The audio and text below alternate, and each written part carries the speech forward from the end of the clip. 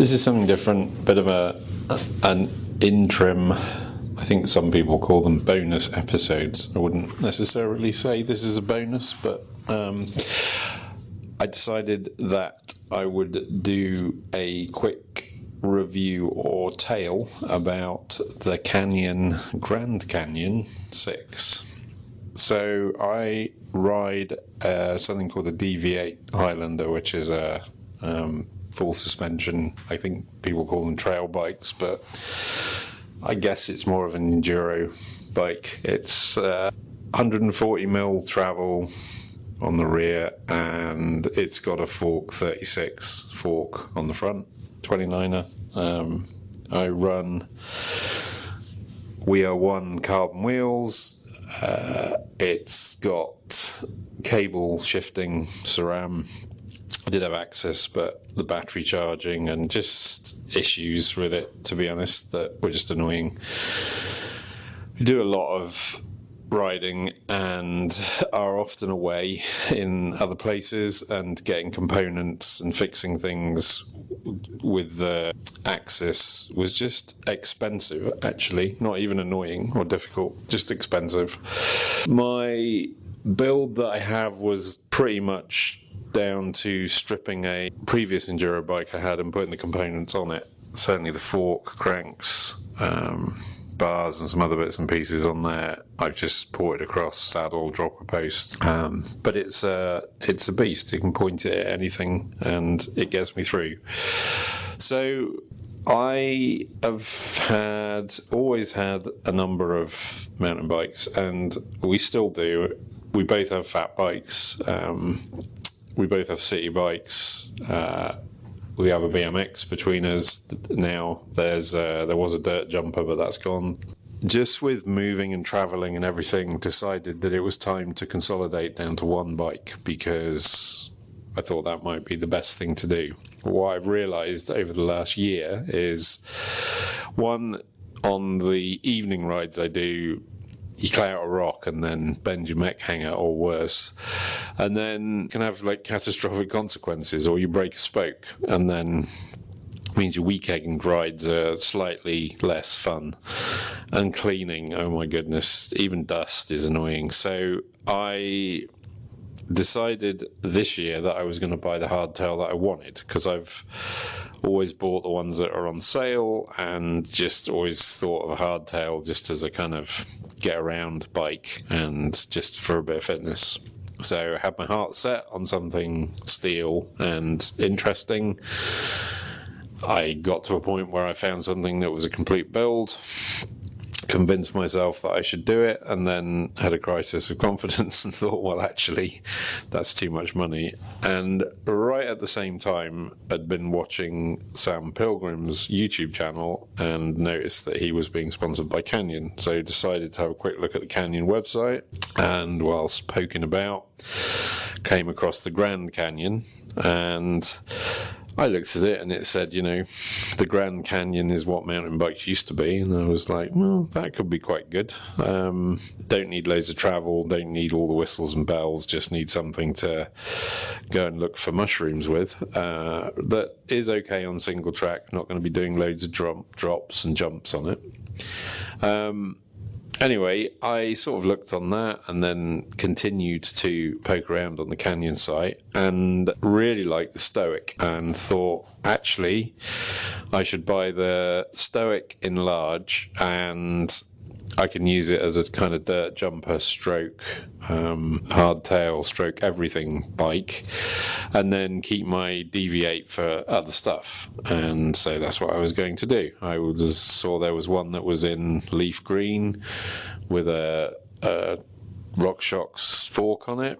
I was like, I'm going to buy that. And I think $2,000 by the time it was all said and done.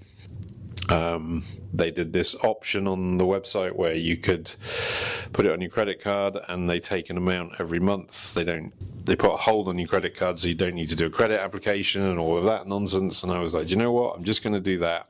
manage my own cash flow, and can actually get the Canyon Stoic, the hardtail that I wanted. However, when poking about this Grand Canyon 6 from 2022 in a sort of dark black or dark grey colour with silver decals popped up, and like a bit of a moron, didn't read the spec properly, just noticed the discount.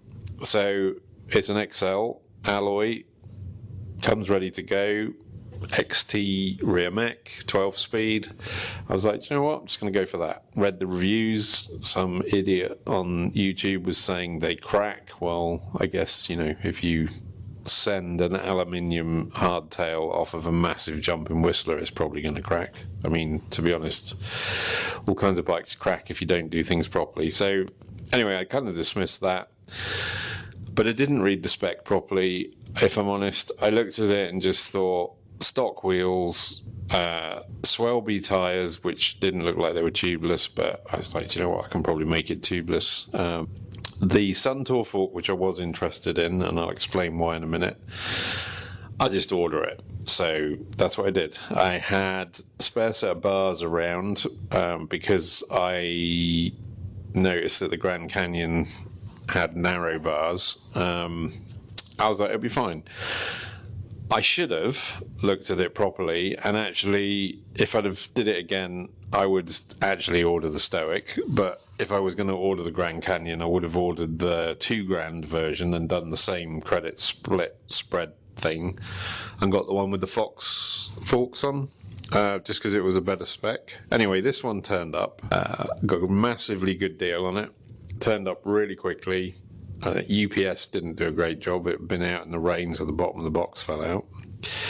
As I said, I got this huge discount.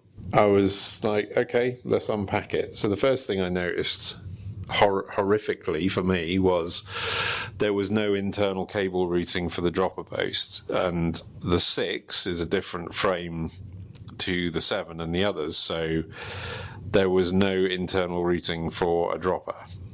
So I was like, oh dear. And the dropper I've got is internal routing, not external routing. It is the right diameter, but just the wrong sort of, the wrong kind of routing. And also, to my horror, it was a 5mm quick release skewer rather than a rear through axle. Now, I haven't ridden a bike with a skewer, as in a mountain bike with a skewer, since probably 2006, 2007. Like, as soon as I could get through axles without quick releases, that was what I went for. And I should probably say I'm 6'3". I probably am 14.5 stone. I'm not a small dude, and I've ridden mountain bikes since the 90s, and I'm not nice to them. Had a phase of riding road bikes, and one of the things I always noticed when climbing a road bike was that the back wheel flex would touch the rear mech, the derailleur. So I'm hard on things, and I looked at this thing and just thought, oh dear, what have I done? But let's see what we can do. So I managed to find a way of putting the dropper post in and routing the cable out of the bottom of the frame from a hole that's already there, and then using some Velcro like strap things, which is what we did before internal cable routing on mountain bikes, just kind of attach the cable to the down tube, to the down tube, and fashioned it in such a way that it worked. And I was like, okay, so that solves that problem. I cranked on the tension on the skewer at the back to such an extent that I don't know if that thing is coming off without a stick to lever the quick release lever. And then I've got the Suntour fork to play with. So again, like a muppet, I didn't realise that the Suntour fork doesn't have a through axle, and there's no option for a through axle. It's the Suntour XCR. 30mm stanchions. It's 100mm of travel, I think, which, what does that mean? but it is an air fork, and it does have some sort of rebound adjustment. So I was like, do you know what? I'll have a stab at this. So I put the through axle in. I pumped it up to what I would normally pump a fork up to, which is like 110, without reading anything on the Suntour website, and took it out for a spin. Now, my first experience was okay. The front wheel worked slightly loose, so there was play in the front wheel, but the rear wheel stayed exactly where it was. And do you know what? The XT shifting was all right, like no faults. And I also was a bit cynical about the basic Shimano brakes on there, but actually they were good enough, and they stopped. Once I'd kind of bedded them in a bit, it was like, actually, these brakes work. Like, they're all right, So anyway, I took the thing home, had a look at it. I thought, okay, I just need to make a few changes. So what I did was I changed the bars. I pumped the tire pressure. Changed the bars, pumped the air pressure up on the shock to 220. I adjusted the rebound to be a bit slower. New grips on that were a bit thicker. Adjusted the brake lever, and I also adjusted the gear shifter so that it didn't catch the top tube if the bars span round. And I put on an old SDG saddle that I had, which my wife, who's also on these podcasts, repaired for me. I made the tyres tubeless, which was pretty simple. I just used stands, whacked in the put on the stands tape, whacked in the sealant, and you're not supposed to do this, but then rode roots and rocks for a day, and it's not moved. And it didn't even leak. In fact, it didn't even shift the tyre pressure overnight, which is interesting because that's probably a better tubeless conversion than any of the tubeless conversions I've done on tubeless compatible tyres. As a side note, I didn't even need to use the reservoir on the fork, so on the pump. So, yeah, interesting.